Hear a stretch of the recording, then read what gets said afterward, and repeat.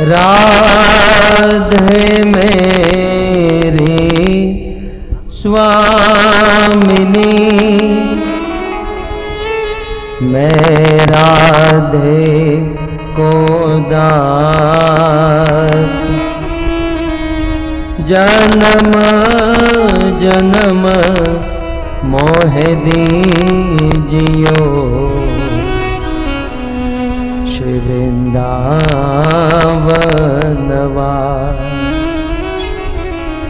राधा तू बड़ भागिनी,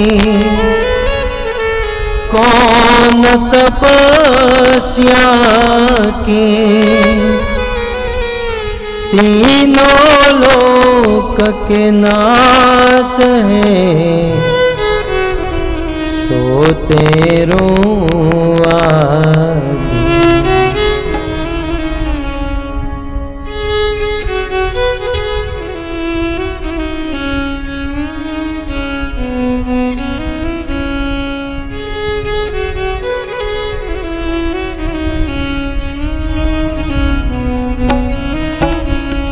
जय राधा माधव कुंज बिहारी, राधा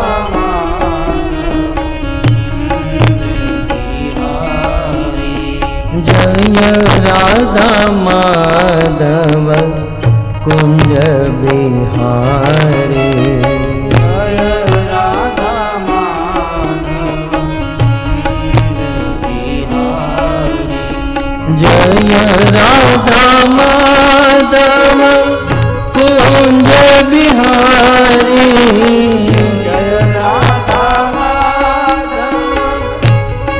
बिहारी, जय राधा माधव कुंज बिहारी, जय राधा माधव कुंज बिहारी, गोपी जन वल्लभ गिरिवरधारी, गोपी जन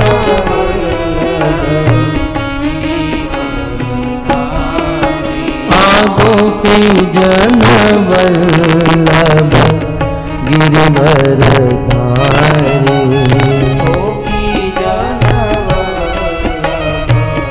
गिरिवरधारी, जय राधा माधव कुंज बिहारी, राधा माधव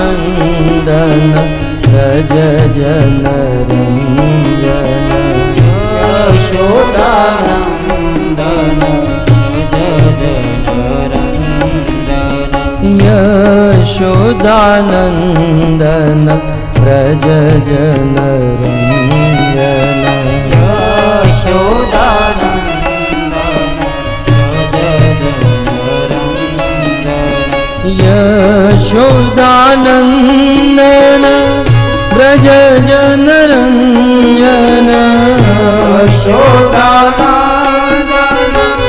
व्रज जन रंजन, यशोदानंदन व्रज जन रंजन, यशोदानंदन व्रज जन रंजन, तीर वनचारी यमुना तीर यमुना तीर वनचारी यमुना तीर जय राधा माधव कुंज बिहारी जय राधा माधव बिहारी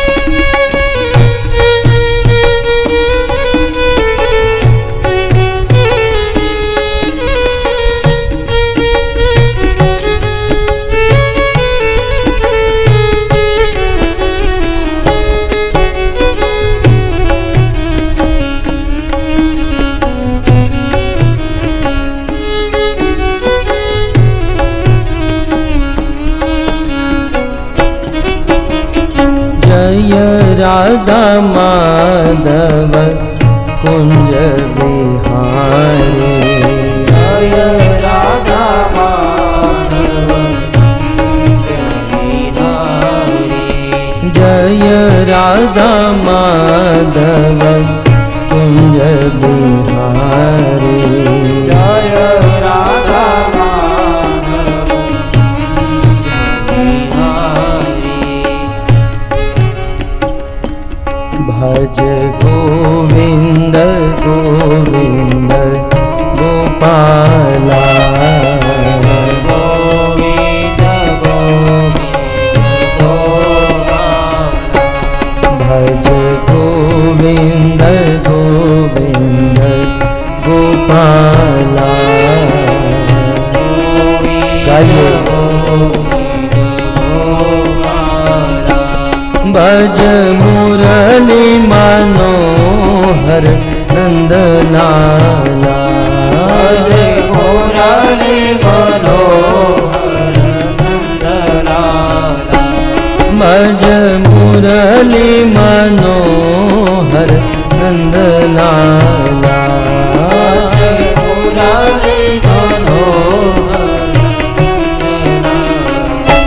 भज गोविंद गोविंद गोपाला गोविंद गोविंद गोपाला भज गोविंद गोविंद गोपाला गोविंद गोविंद गोपाला भज मुरली मनोहर नंदलाला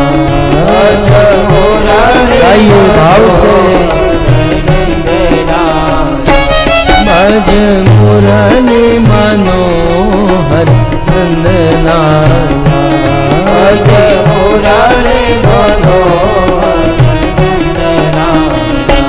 भज गोविंद गोविंद गोपाला भज गोविंद गोविंद गोपाला भज गोविंद गोविंद गोपाला गोविंद गोविंद गोपाला मुरली मनोहर नंदलाला मुरली मनोहर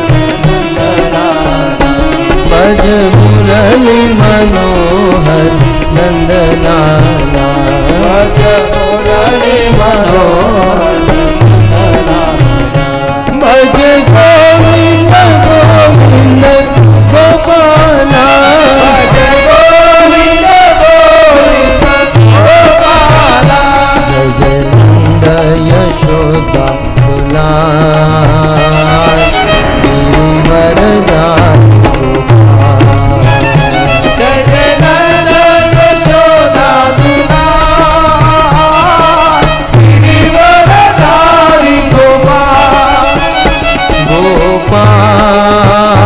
गोपाल गोपाल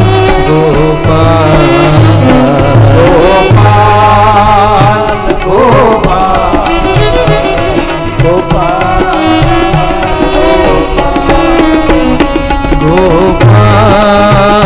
गोपाल गोपाल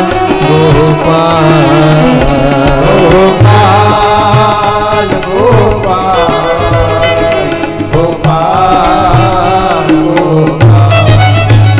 जय जय नंद यशोदा दुलार तेरी बरदारी गोपाल जय जय नंद यशोदा दुलार तेरे बरदारी गोपाल हरे कृष्णा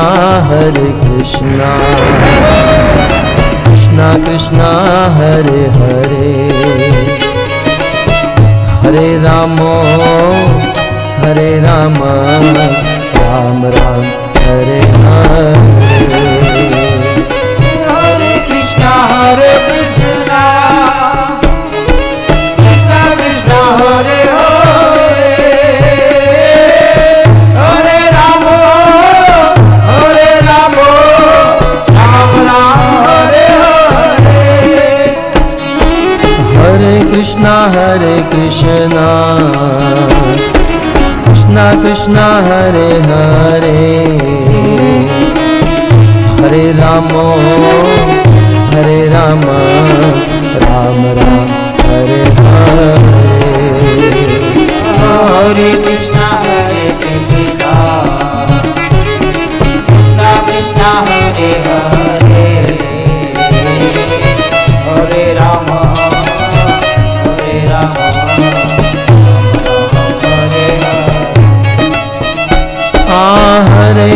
हरे कृष्णा कृष्णा हरे हरे हरे राम राम हरे हरे हरे कृष्णा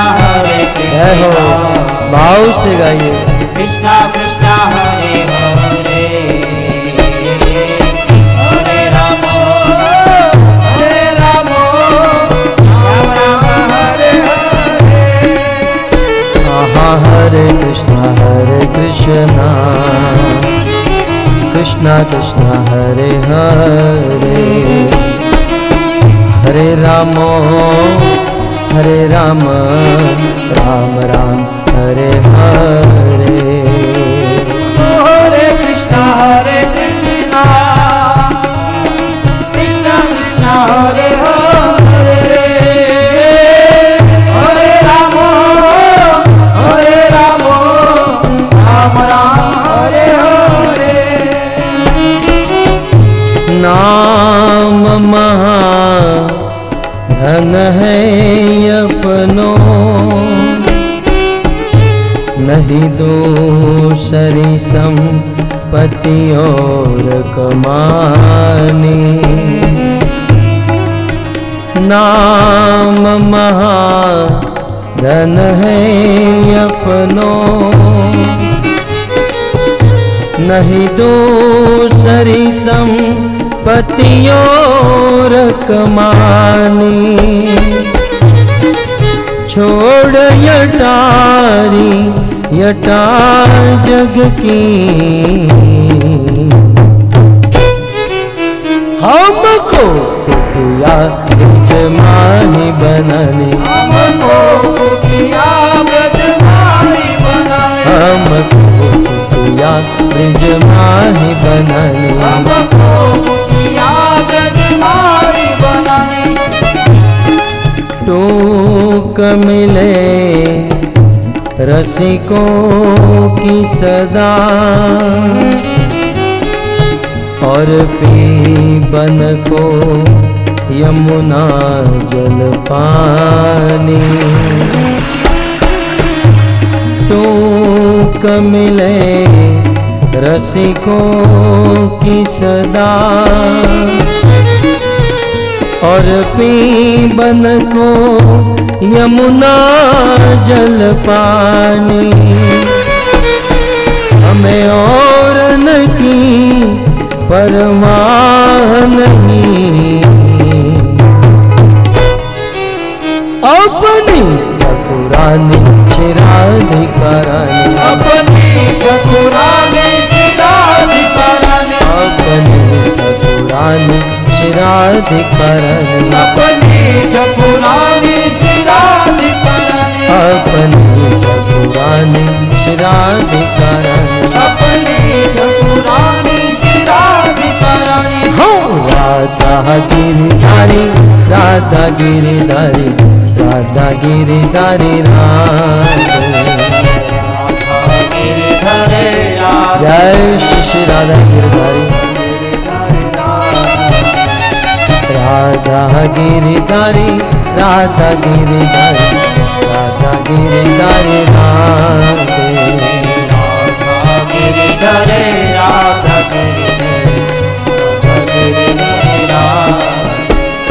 जगन्नाथ जगन्नाथ बलदेव जय सुभद्रा, जय जगन्नाथ, जय जगन्नाथ,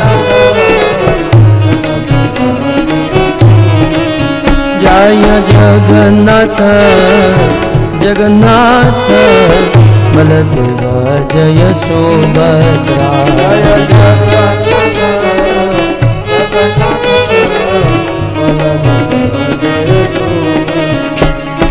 रघुपति राघव राजा राम, पतित पावन सीताराम।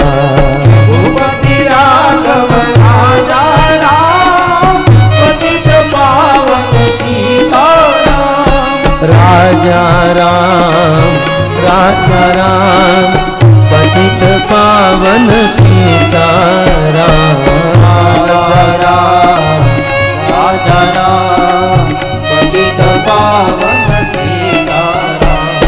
राजा राम, पतित पावन सीताराम। राजा राम पतित पावन सीताराम। बोलो रघुपति राजा राम, पतित पावन सीताराम। रघुपति राघव राजा राम, पतित पावन सीताराम। हो गौरनिताय जय गौरनिताय, गौरनिताय जय गौरनिताय, जय श्री गौरनिताय। गौरनिताय जय गौरनिताय, गौरनिताय जय गौरनिताय।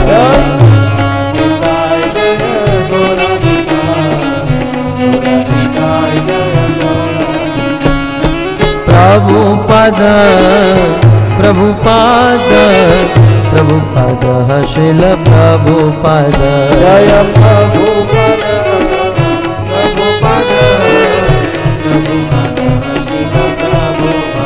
जय प्रभुपद प्रभुपाद प्रभुपद शिल प्रभुपद, जय प्रभुपद प्रभुपद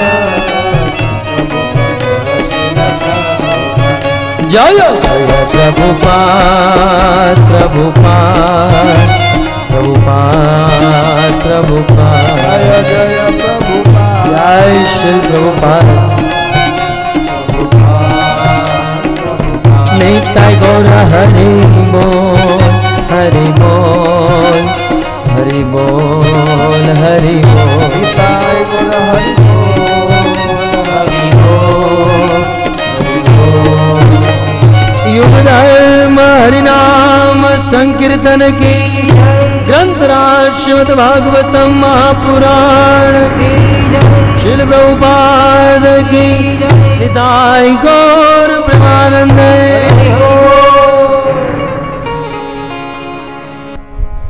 लोकाभिरामम्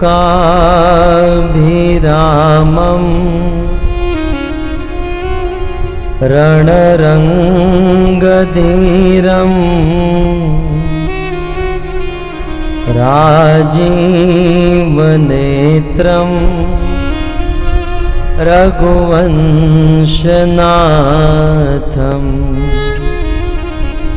कारुण्यरूपं करुणाकरन्तं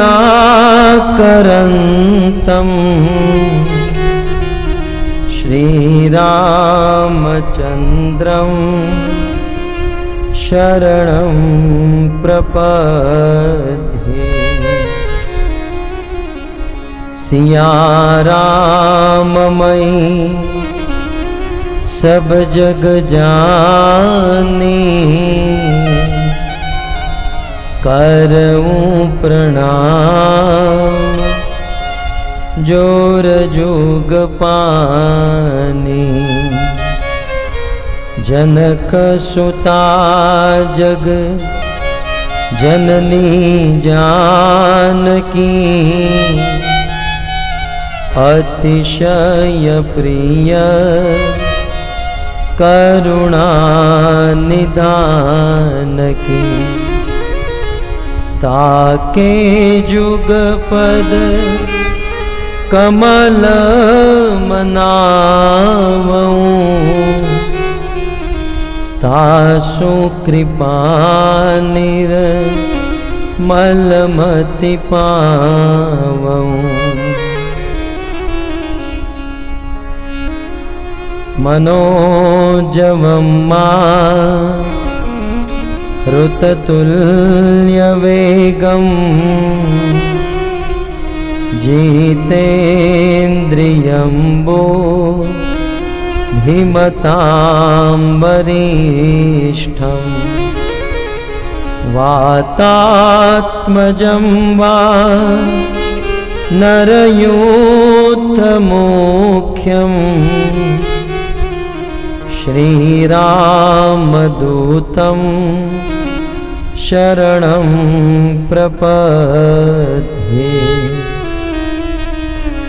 बुद्धिहीन तनु जानिके, सुमिरो पवन कुमार। बल बुद्धि विद्या देहु मोहि, हरहूं कलेश विकार। श्री गुरु चरण सरोज रज, निज मन मुकुर सुधार। बरनऊं रघुवर बिमल जसु, जो दायक फल जाय। प्रसन्नात्मया गताभिषेकत, तथा न ममले वनवास दुःखत। मुखाम्बुज श्री रघुनन्दनस्य मे, सदास्तु सामञ्जो मङ्गलप्रदा। नीलाम्बुजश्यामलकोमलाङ्गं, सीतासमारोपितवामभागम्। पाणो महाशायतचारुचापं, नमामि रामं रघुवंशनाथं। श्री रामचंद्र भगवान की, श्रील प्रभुपाद की। उपस्थित समस्त श्रोतागण, आदरणीय वरिष्ठ महानुभाव, आधुनिक विज्ञान के माध्यम से देश विदेश में श्रवण करने वाले समस्त भक्तगण, मनीष दुसारा प्रभु के द्वारा निमंत्रित समस्त अतिथिगण, श्रीमद् भागवत के 6ठ दिवस में आप सभी भक्तों का हार्दिक स्वागत करते हैं और एक बार पुनः आप सबके चरणों में सादर वंदन करते हैं।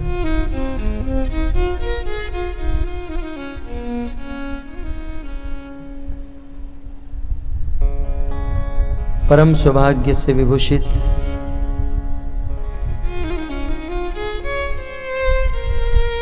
श्रीमद् भागवत के माध्यम से भगवान के अवतारों की कथा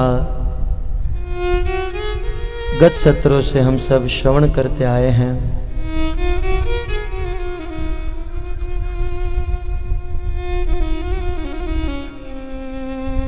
कई बार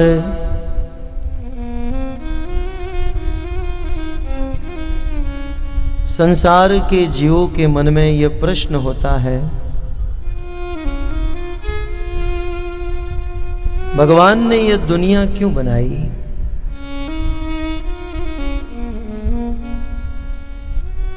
दुनिया बनाने वाले, क्या तेरे मन में समाई, काहे को दुनिया बनाई?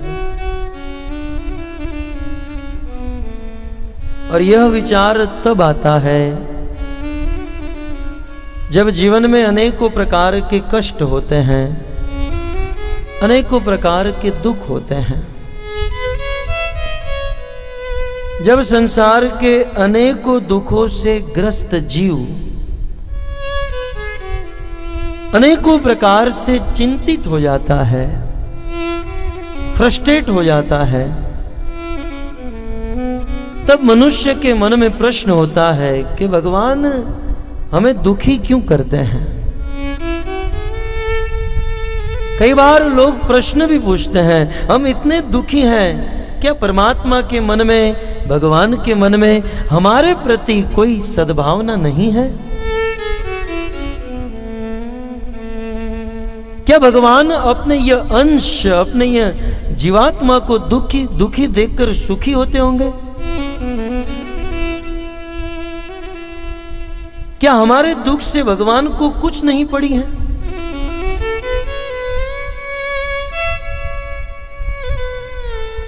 इस संसार में जब किसी व्यक्ति के जीवन में दुख आता है, हो सकता है उस व्यक्ति के दुख को देखकर उनकी पत्नी दुखी हो, उनके बच्चे दुखी हो, उनके स्वजन, उनके परिजन दुखी हो, परंतु किसी भी व्यक्ति के दुख से सबसे ज्यादा दुख, सबसे अधिक दुख उनके माता पिता को होता है। जन्म देने वाली मां को और पालन करने वाले पिता को सबसे अधिक कष्ट होता है, चाहे बेटा कैसा भी क्यों न हो, परंतु अपने पुत्र के दुख का ज्यादा कष्ट, एहसास माता पिता को होता है। ठीक उसी प्रकार इस संसार के जीव जब दुखी होते हैं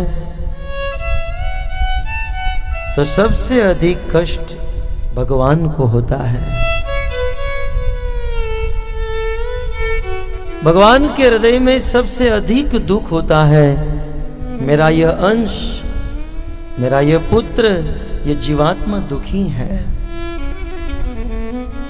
और भगवान सृष्टि के जीव को, अपने अंश को सुखी होने के लिए अनेकों प्रकार के प्रयास करते हैं, और उन अनेकों प्रयासों में से एक प्रयास, दादा है वेणु मोहन प्रभु,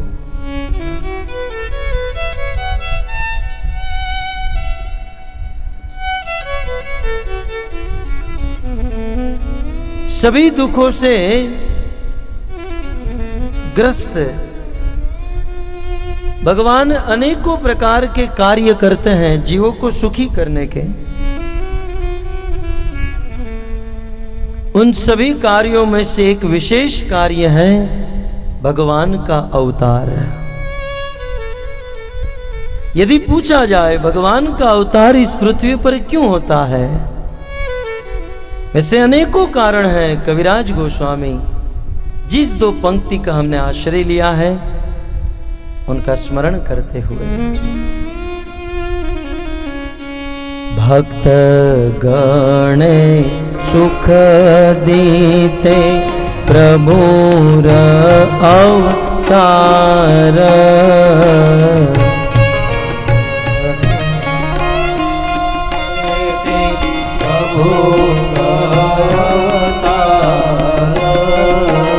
भगवान कृष्ण इस संसार में अनेकों प्रकार के अवतार लेकर प्रकट होते हैं। वैसे अनेकों उद्देश्य, लेकिन अवतार लेने का मूल उद्देश्य कविराज गोस्वामी लिखते हैं, भक्त गणे सुख दीते प्रभुर अवतार,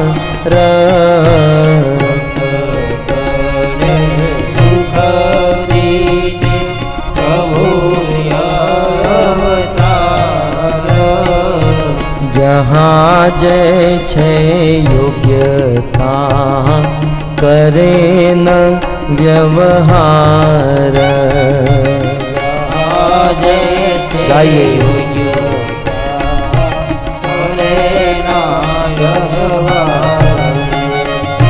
भक्तों को सुख देने के लिए भगवान इस संसार में प्रकट होते हैं और इस संसार में विचरण करते हुए भक्त सुखी हो, इसलिए जहां जैसा व्यवहार करना पड़े भगवान कर लेते हैं। ब्रजवासियों को सुखी करने के लिए गिरिराज गोवर्धन को उठाना पड़ा, उठा लिया। अर्जुन को सुखी करने के लिए रथ चलाना पड़ा, भगवान ने चला लिया। अपने भक्तों को प्रसन्न करने के लिए जहां जैसे योग्य व्यवहार करते हैं,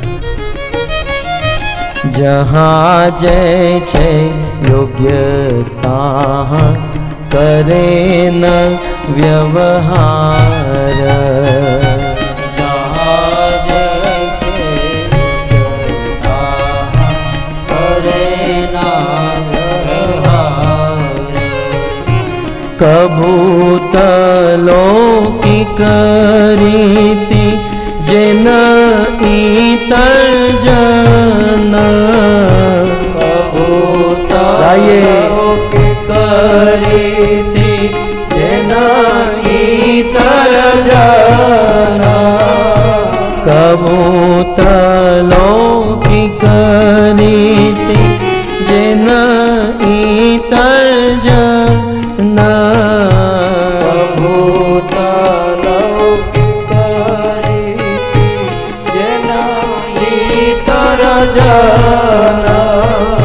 कभू स्वतंत्र करे न ऐश्वर्य प्रकटन, कभू स्वतंत्र करे न ऐश्वर्य प्रकटन, कभू स्वतंत्र करे न ऐश्वर्य प्रकटन,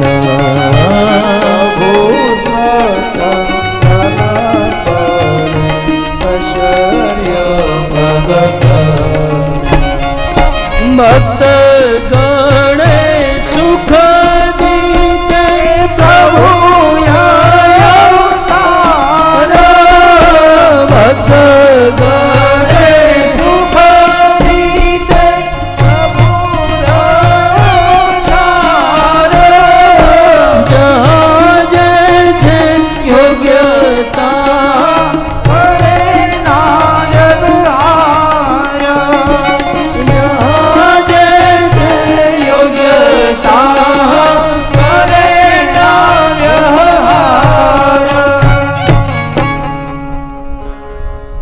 भक्त गणे सुख दीते प्रभुर अवतार। भगवान के अवतार अपने निज भक्तों को सुख देने के लिए इस पृथ्वी पर होते हैं।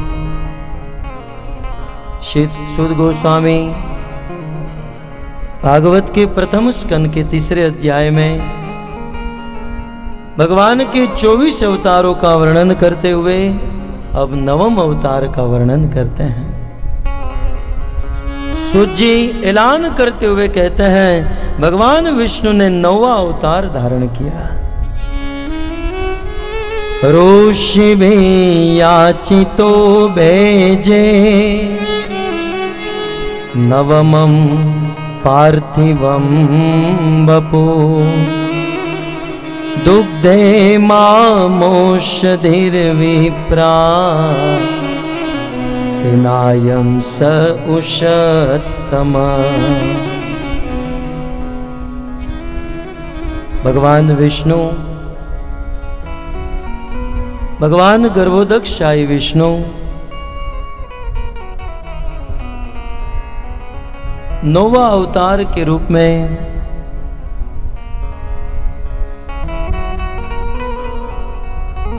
श्री पृथु महाराज के रूप में प्रकट होते हैं।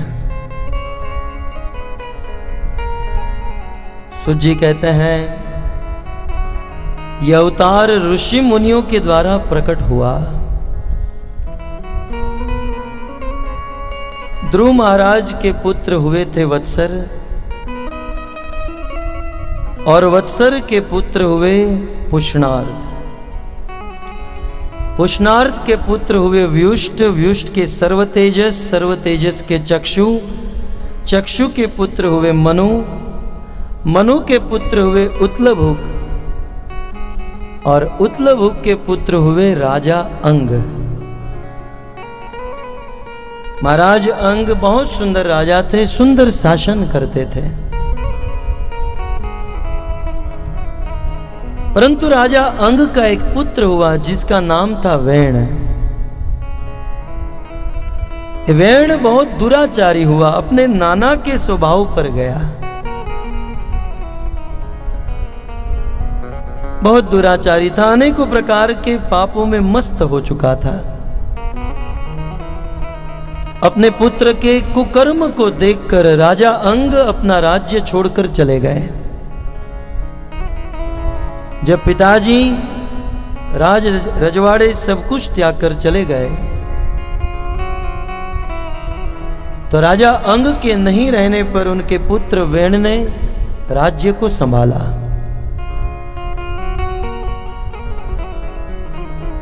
और वेण के राज्य में अनेकों प्रकार के अत्याचार होने लगे।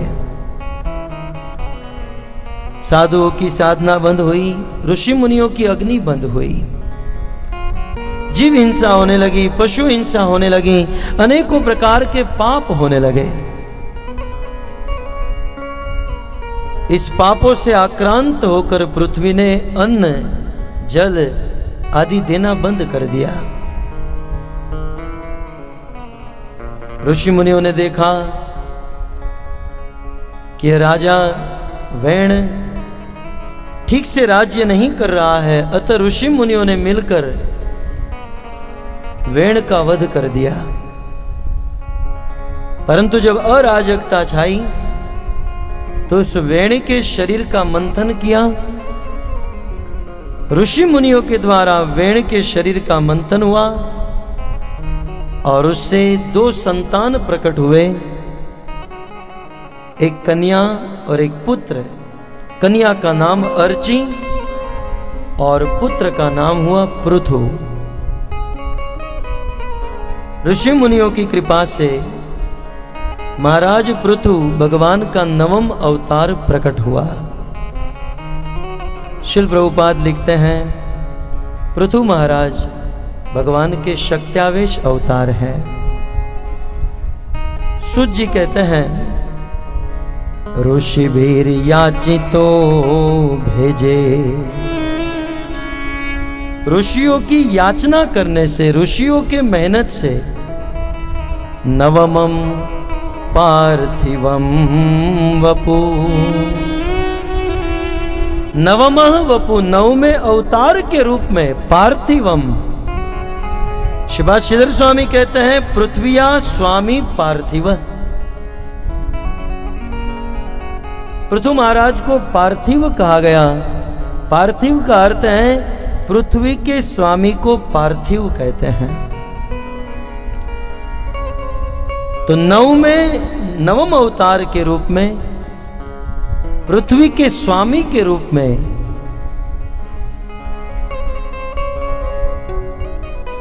पृथु महाराज का जन्म हुआ और जन्म लेकर उन्होंने बहुत सुंदर सुंदर सुंदर कार्य किए। उनमें से सबसे श्रेष्ठ कार्य था, सूत जी बताते हैं, दुग्धे मामोषधिरे विप्रा तेनायम स उषत्तम। महाराज पृथु जब उस राज्य को संभालने लगे तो देखा कि उनके राज्य के लोग सूखे जा रहे हैं, उनके राज्य की प्रजा दुबली होती जा रही है, सबके वजन घट रहे हैं। जब महाराज पृथु ने पता लगाया तो उनको ज्ञात हुआ कि वेण के अत्याचार से पृथ्वी ने अन्न आदि देना बंद कर दिया था। अतः महाराज पृथ्वी का पीछा किए। ऐसा वर्णन है, पृथ्वी ने गाय का रूप धारण किया। गाय का रूप धारण की हुई पृथ्वी का दोहन किया। वेण के अत्याचार से पृथ्वी ने अन्न औषधि को दबा लिया था, अपने अंदर छुपा लिया था। महाराज पृथु ने उन्हें पुनः प्रकट कर दिया। प्रजा प्रसन्न हुई और अपनी प्रजा को अधिक प्रसन्न करने के लिए महाराज पृथु अनेकों प्रकार का यज्ञ करने लगे। यज्ञ तो मात्र बहाना था, यज्ञ के बहाने साधुओं का संग, भगवत कथा एवं कीर्तन हो रहा था। इस प्रकार यज्ञ करते करते महाराज पृथु ने 99 यज्ञ कर दिए। जब 100वां यज्ञ कर रहे थे, बहुत सुंदर वर्णन है पृथु महाराज के उस यज्ञ में सनकादिक भृगु आदि ऋषि मुनि आए और बंदी मागध गणों को कहा कि पृथु महाराज का सम्मान कीजिए, पृथु महाराज की गुणावली गाइए, पृथु महाराज की प्रशंसा कीजिए। उस समय पृथु महाराज ने रोक दिया, बोले इस संसार में भगवान के रहते हुए किसी साधारण जीव की प्रशंसा कतः नहीं होनी चाहिए। तस्मात् परोक्षे स्मदुपश्रुतान्यलम् करिष्यथस्त्रो मपि च वच्यवान्।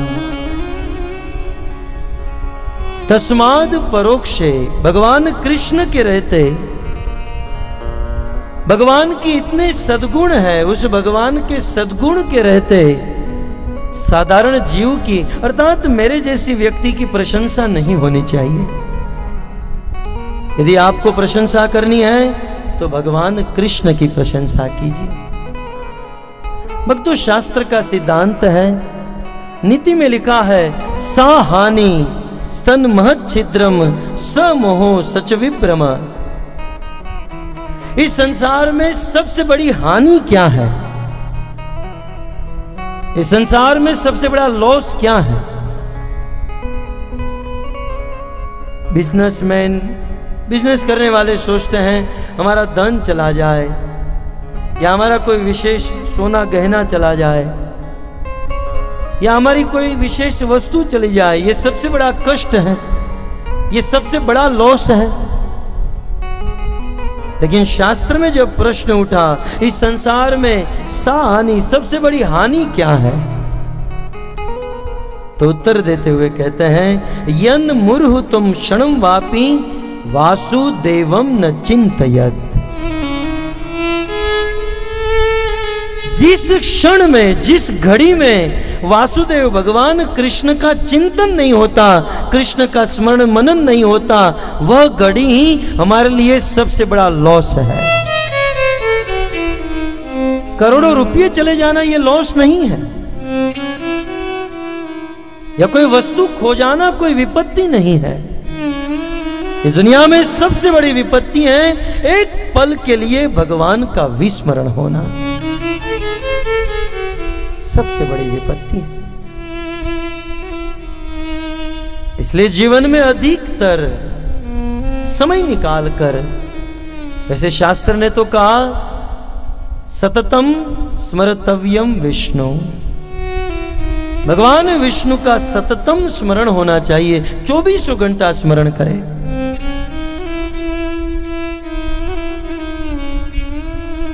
अतः सबसे बड़ा लॉस है जिस घड़ी में भगवान का स्मरण नहीं होता। पृथु महाराज ने कहा प्रशंसा करनी ही है तो भगवान की कीजिए, हमारी मत कीजिए। पृथु महाराज यज्ञ कर रहे थे और देवराज इंद्र को पता चला कि ये 100वां अश्वमेघ यज्ञ हो रहा है। कहीं ये पृथु महाराज 100 अश्वमेघ यज्ञ करके मेरा इंद्रासन छीन न ले। अपना इंद्रासन छीन जाने के भय से देवराज इंद्र पृथु महाराज के यज्ञ में बहुत बाधा देने लगे। इस संसार में जब कोई व्यक्ति प्रोग्रेस करता है, प्रगति करता है, तो उनको बाधा देने के लिए देवराज इंद्र आता है। साधारण मनुष्य की बात तो दूर रही,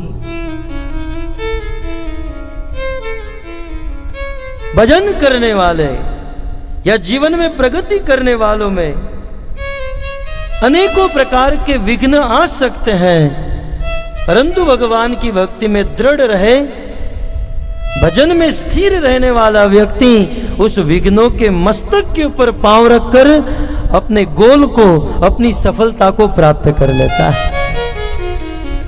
विघ्न उनका कुछ नहीं बिगाड़ सकते। ऐसे पृथु महाराज के यज्ञ में देवराज इंद्र विघ्न डालने लगे। पृथु महाराज आक्रोश में, क्रोध में आने ही वाले थे, ऋषि मुनियों ने रोक दिया। महाराज, चाहे यज्ञ हो या तपस्या हो, यज्ञ तपस्या या किसी भी प्रकार का कर्म कांड करते समय यदि क्रोध आ जाए तो वह कार्य संपन्न नहीं हो सकता है। आप हमारे यजमान हो, आप शांत रहिए, इंद्र को तो हम निपट लेंगे।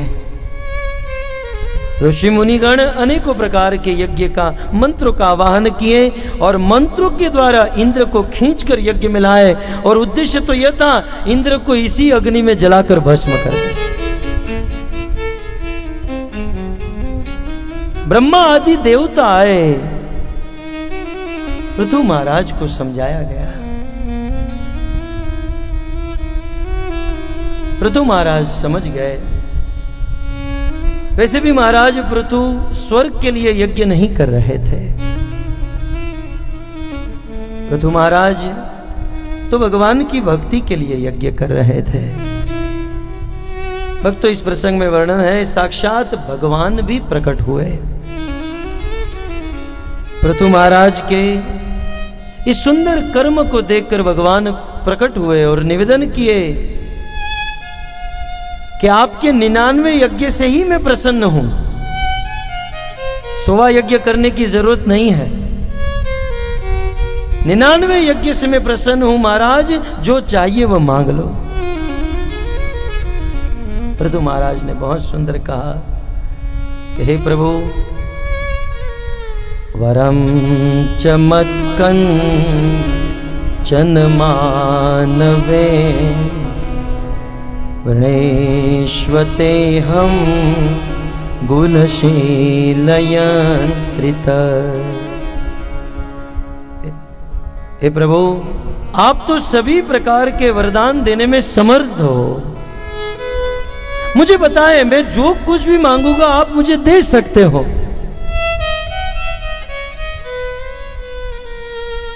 आप मुझे दे सकते हो, लेकिन प्रभु मुझे आपसे कुछ नहीं चाहिए।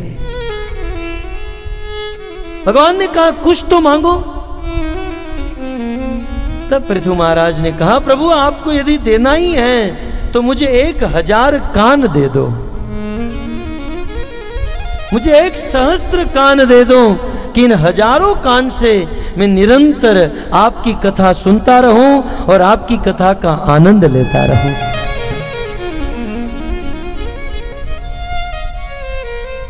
हजार कान मांगने का अर्थ ये नहीं है स्वरूप से 1000 कान।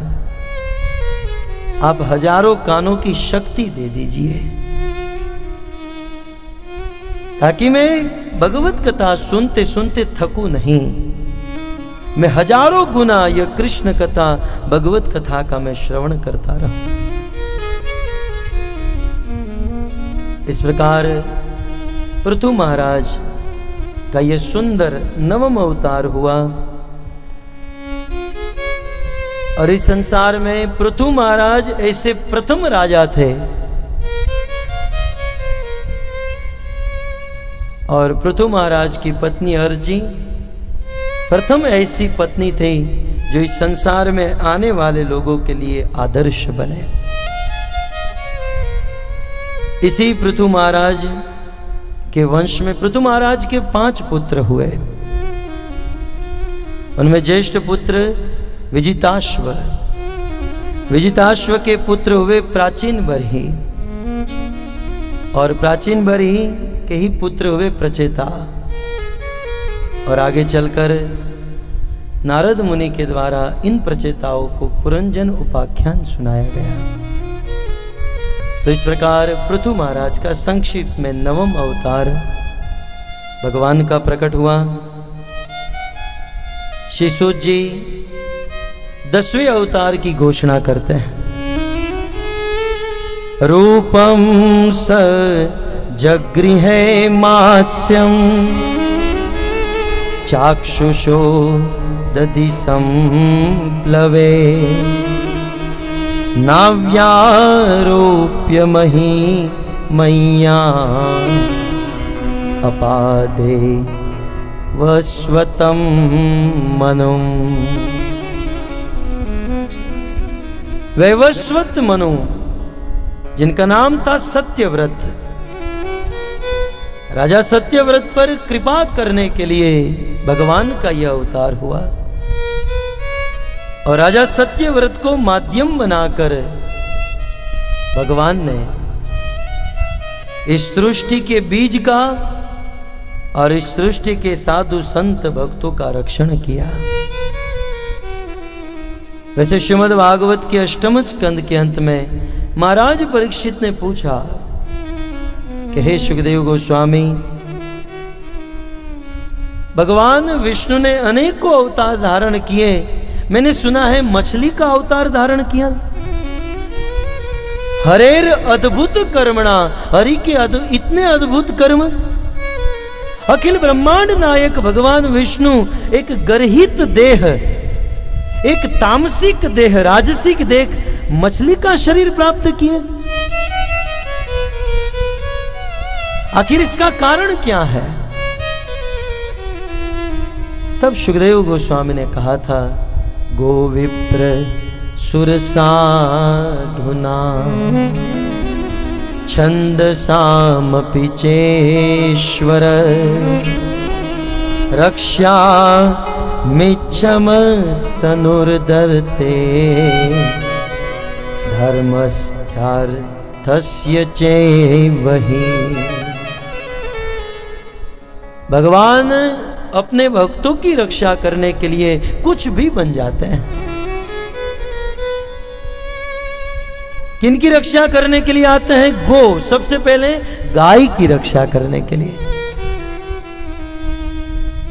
इस संसार में, वहां प्रहलाद के प्रसंग में भी आया, यदा देवेषु वेदेषु गोषु विप्रेषु साधुषु। साक्षात भगवान ने कहा था, इस संसार में जब कोई व्यक्ति देवताओं का अपमान करता है, साधुओं का अपमान करता है, किसी भक्त का अपमान करता है, गाय का विरोध करता है, वेद का विरोध करता है, उस व्यक्ति का विनाश करने के लिए मैं इस पृथ्वी पर प्रकट होता हूं। गो विप्र, गाय की रक्षा करने के लिए भगवान आते हैं। विप्र, ब्राह्मणों की रक्षा करने के लिए भगवान इस पृथ्वी पर आते हैं। सुर साधु नाम, देवताओं की रक्षा करने के लिए आते हैं, साधुओं की रक्षा करने के लिए, क्योंकि भगवान इन सब से प्रेम करते हैं। और भक्तों, यदि हम ऐसा दावा करते हैं कि हमारा भगवान से प्रेम है, तो भगवान जिनसे प्रेम करते हैं उनसे हमारा भी प्रेम होना चाहिए। यदि हमारा भगवान से प्रेम है तो गाय से प्रेम होना ही चाहिए, क्योंकि गाय की रक्षा करने के लिए भगवान इस पृथ्वी पर अवतरित होते हैं। यदि हमारा ईश्वर से प्रेम है तो विप्र ब्राह्मणों से प्रेम होना ही चाहिए। संसार में, समाज में कई बार ब्राह्मणों का उपहास होता है। कई बार बोलते हुए लोग कह देते हैं कि ये ब्राह्मण, इन ब्राह्मणों का तो पतन हो चुका है। हाँ, हम मानते हैं ब्राह्मणों का पतन हुआ, तो क्या क्षत्रियों का पतन नहीं हुआ? क्या वैश्य का पतन नहीं हुआ? क्या शूद्रों का पतन नहीं हुआ?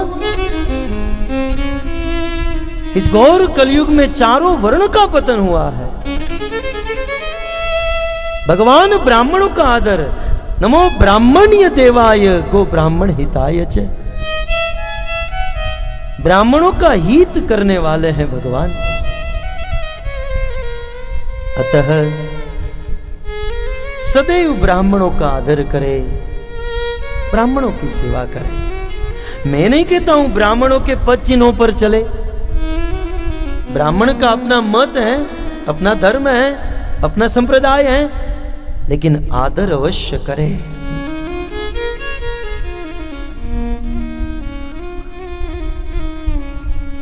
ब्राह्मणों का आदर। गो विप्र सुर साधु नाम। आप सब जानते हैं, ब्राह्मणों की रक्षा करने के लिए भगवान ने कितना बड़ा कलंक अपने मस्तक पर ले लिया। जरासंध मथुरा पर चढ़ाई करते करते थक गया, लेकिन जीत नहीं पाया। किसी ने जरासंध को वह श्लोक दे दिया, नमो ब्रह्मण्य देवाय गो ब्राह्मण हिताय च। ये कृष्ण ब्राह्मणों का हित करने वाले। जरासंध ब्राह्मणों को बुलाया, और ब्राह्मण तो भोजन करने में बड़े उत्सुक होते हैं। अनेकों ब्राह्मण जरासंध के वहां गए। जरासंध ने पेट भर के भोजन कराया और माइक हाथ में लेकर अनाउंसमेंट किया, हो गया भोजन, सब लोग संतुष्ट? बोले संतुष्ट हैं, तो अब आप लोग मुझे आशीर्वाद दो कि अब की बार जब मथुरा पर चढ़ाई करूं तो जरासंध की विजय हो और कृष्ण की हार हो। और अब की बार यदि मैं नहीं जीता तो ये तलवार देख रहे हो ना, आप सबका एड्रेस जब आप लोग आए तब मैंने लिख लिया है। आपके घर पर आकर धड़ से मस्तक अलग कर दूंगा। जीतना चाहिए मैं।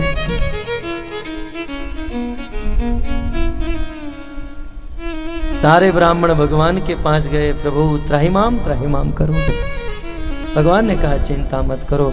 जरासंध के साथ युद्ध करते हुए भगवान रण छोड़कर भाग गए। नाम हुआ रणछोड़। ब्राह्मणों की रक्षा करने के लिए। तो गो विप्र सुर साधु नाम, देवताओं का आदर होना चाहिए। हम राम की भक्ति करें, कृष्ण की भक्ति करें, विष्णु की भक्ति करें, जिनकी भक्ति करें, परंतु कभी भी किसी देवताओं का अनादर ना करें। क्योंकि देवताओं का अनादर अल्टीमेटली अप्रत्यक्ष रूप से भगवान कृष्ण का अनादर है। अतः कभी किसी देवी देवता का अपमान न हो। ये सारे देवी देवता भगवान के अंग हैं। हम ऐसा दावा नहीं कर सकते हम भगवान कृष्ण के हृदय से प्रेम करते हैं, हाथ से प्रेम नहीं करते। इंद्र भगवान के हाथ है, अन्य देवी देवता भगवान के अंग है। देवताओं का आदर करें। ये गौड़ीय धारा गोपियों के पद चिन्हों पर चलने वाली गोपियों ने कात्यायनी देवी का आदर किया।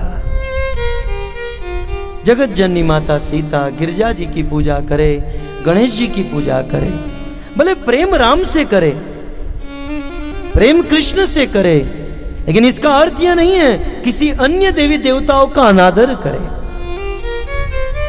अरे एक भक्त तो चींटी और पशुओं का भी आदर करता है, देवी देवता तो बहुत ऊपर है। जिस दिन मन से भी देवी देवताओं का अनादर हुआ, ब्राह्मणों का अनादर हुआ, गाय का अनादर हुआ, भगवान हम पर प्रसन्न नहीं होंगे। गो विप्र सुर साधु नाम, साधुओं का आदर करें। तो भगवान साधु की रक्षा करने के लिए, छंद साम वेदों की रक्षा करने के लिए इस पृथ्वी पर प्रकट होते हैं। ऐसा वर्णन है मनवंतर बदलते समय। वैसे श्रीधर स्वामी के मत से मनवंतर के अंत में प्रलय नहीं होता है, लेकिन अन्य आचार्यों का ऐसा कहना है और अन्य पुराणों में वर्णन है मनवंतर में कभी कभी प्रलय होता है। अथवा जैसे मार्कंडेय मुनि को प्रलय का दृश्य दिखाया गया। एक दिन राजा सत्यव्रत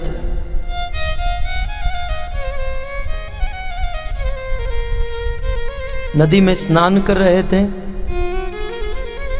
कृतमाला नदी में स्नान करते हुए सूर्य को जल अर्पण करने के लिए हाथ अंजलि में जल उठाया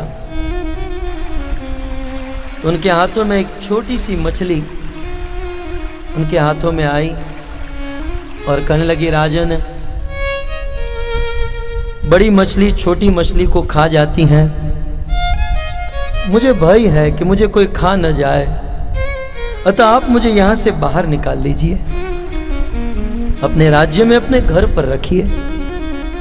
राजा सत्यव्रत उस छोटी सी मछली को अपने घर पर लेकर आए, छोटे से पात्र में पानी रखकर मछली को रख दिए। कुछ ही देर में वो मछली बहुत बड़ी हो गई। राजा सत्यव्रत ने बड़ा पात्र मंगाया, मछली को रखा। वो मछली और बड़ी हुई और बड़े पात्र में रखा। उस मछली का शरीर बढ़ते गया। राजा सत्यव्रत ने उन्हें सरोवर में रखा, लेकिन सरोवर में वो मछली समा नहीं पाई, उसे उठाकर समुद्र में रखा गया और बहुत बड़े मत्स्य का रूप धारण कर लिया। दोनों हाथ जोड़कर राजा सत्यव्रत निवेदन किए कि आप कोई साधारण मत्स्य नहीं हो। उस मत्स्य ने कहा, मैं साक्षात विष्णु हूं और आज से ठीक 7 दिन के बाद इस संसार में प्रलय होगा, सारे समुद्र एक साथ मिलेंगे। उस समय पृथ्वी के सारे बीज को लेकर, सभी साधु संतों को लेकर तुम एक नाव में बैठ जाना और वासुकी नाग के द्वारा अपनी नाव मैं इसी रूप में प्रकट हो जाऊंगी, मेरे साथ बांध देना। उस प्रलय काल तक मैं तुम्हारी नौका को तैराते रहूंगा और तुम्हें वेदों का उपदेश प्रदान करूंगा। और भक्तों वैसा ही हुआ। प्रलय का समय आया। प्रलय के समय पर सर्वप्रथम सूर्य तप्त होता है। आज एक सूर्य तप्त हुआ तो कितना कष्ट होता है। ऐसे करोड़ों सूर्य आकाश में प्रकट हो गए हो, इतने तप्त होते हैं। और फिर मूसलाधार वर्षा होती है, आंधी तूफान छा जाता है, और इतनी बारिश, सारे समुद्र मिल जाते हैं, संसार में सारी वस्तु बह जाती है। जब सब कुछ बह रहा था, तब जैसे भगवान ने कहा था वैसे राजा सत्यव्रत ने किया। और उस प्रलय के समय, जब तक प्रलय चला तब तक भगवान मत्स्य ने अपने मुख से राजा सत्यव्रत को वेदों का उपदेश दिया।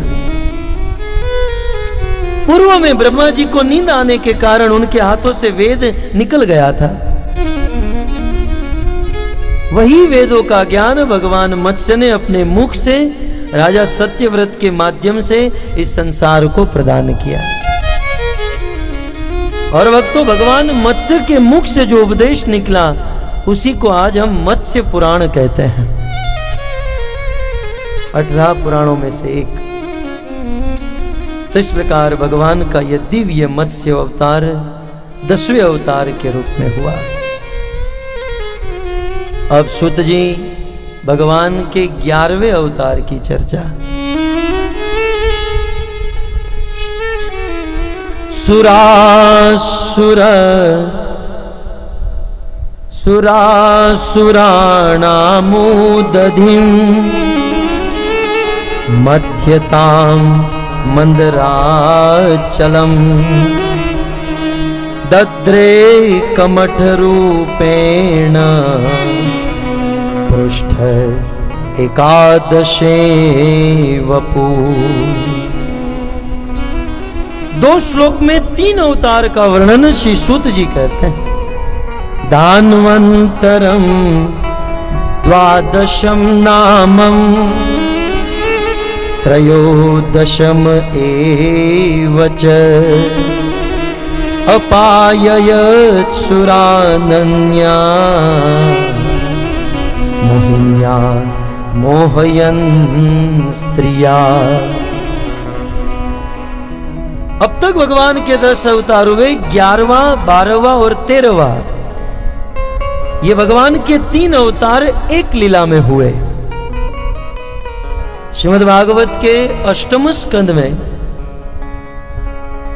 समुद्र मंथन की कथा आती है, और समुद्र मंथन के दौरान भगवान के 3 अवतार हुए।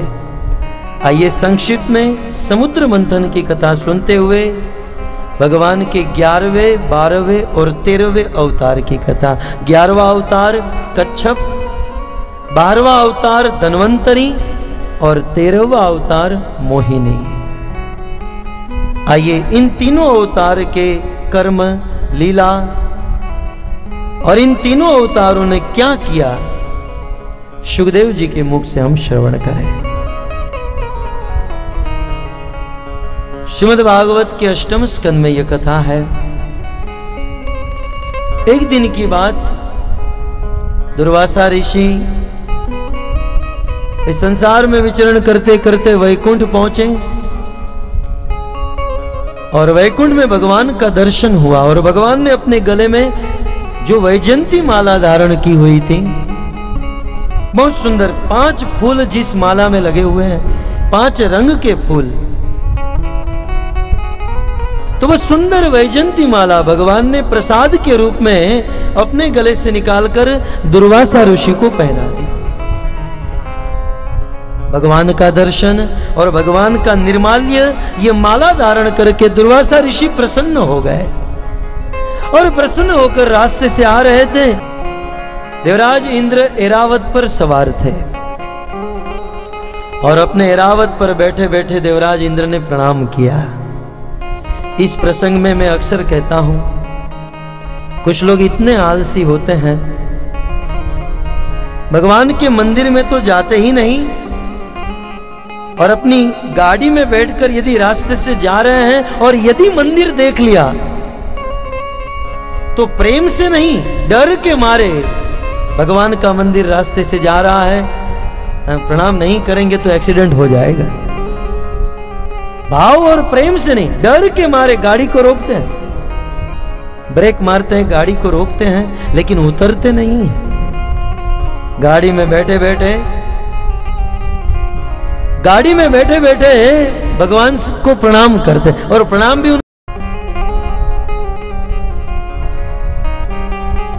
या कुछ लोग और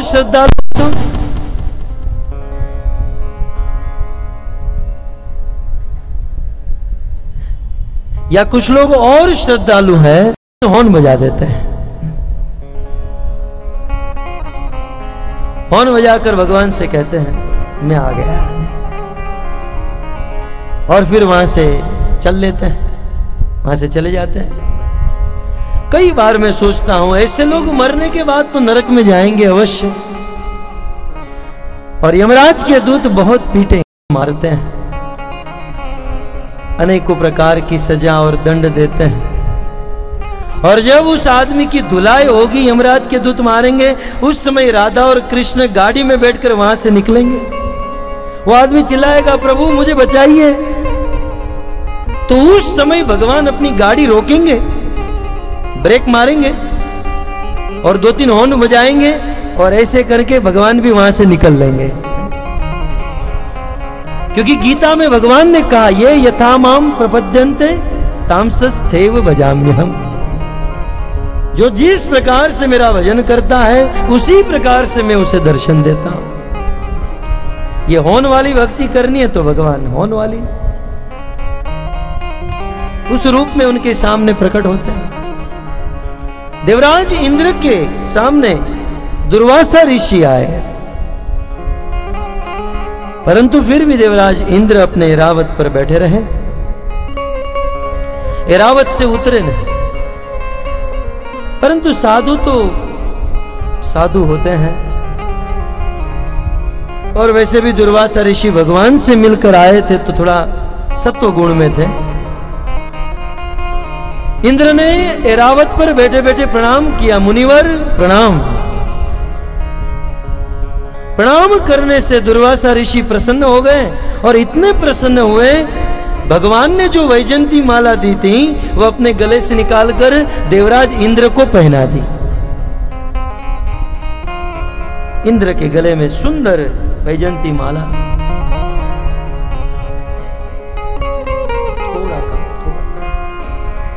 इंद्र ने सोचा अरे मैं तो स्वर्ग का राजा, मैं तो सोने हीरे मोती जवेरात की माला पहनने वाला आदमी, ये फूलों की माला मुझे क्यों पहना दिया। इंद्र माला की महिमा को आज के नेताओं की तरह नहीं समझ पाया। आप किसी नेता के गले में माला डालो, अब यहां टच भी नहीं होती तब तक तो निकाल देते हैं। कुछ उसी प्रकार इंद्र ने वह माला अपने गले से निकाली, सोचा कहां डालूं, हाथी के गले में पहना दी। कुछ लोग कहते हैं मोटरसाइकिल को गाड़ी को माला पहनाते हैं। इंद्र ने ऐरावत के गले में माला डाल दी। अब हाथी क्या जाने माला क्या होती है, भगवान का प्रसाद क्या होता है। ऐरावत हाथी ने 2-3 बार ऐसे किया, माला गिर गई और हाथी ने अपने पांव के नीचे माला को कुचल दिया।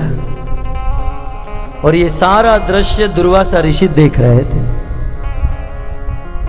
दुर्वासा जो शिव जी के अंश से प्रकट हुए, जब इस प्रकार से दुर्वासा ऋषि ने देखा, विष्णु पुराण में वर्णन है, दुर्वासा ने श्राप देते हुए कहा मया दत्ता मिमाम माला यस्मात् न बहुमन्यसे, मैंने तुम्हें इतना भाव से इतने प्रेम से माला पहनाई, लेकिन तुमने इसकी महिमा को नहीं समझा।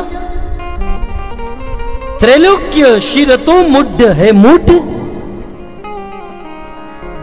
तू त्रिलोकी का स्वामी है, तू इंद्र है, स्वर्ग का राजा है, और इस राजा के अभिमान के कारण जिस धन पद और ऐश्वर्य के अभिमान से आज तूने मेरा और भगवान की माला का अपमान किया है। मत दत्ता भवता यस्मात् शिप्ता माला महितले, इंद्र तूने जिस प्रकार इस माला को पृथ्वी पर फेंका है, ये तेरा राज्य, ये तेरा ऐश्वर्य, ये तेरा धन संपत्ति और पद उसी प्रकार पृथ्वी पर गिर जाएगा। न नष्ट हो जाएगा, पतन हो जाएगा।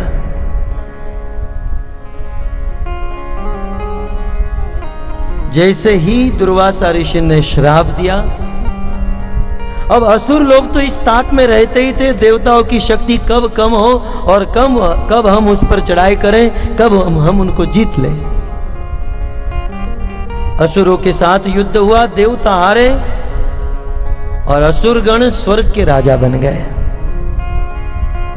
जब इंद्र को स्वर्ग छोड़ना पड़ा, ब्रह्मा जी के पास गए। ब्रह्मा, इंद्र आदि सभी देवताओं को लेकर क्षीर सागर के तट पर गए।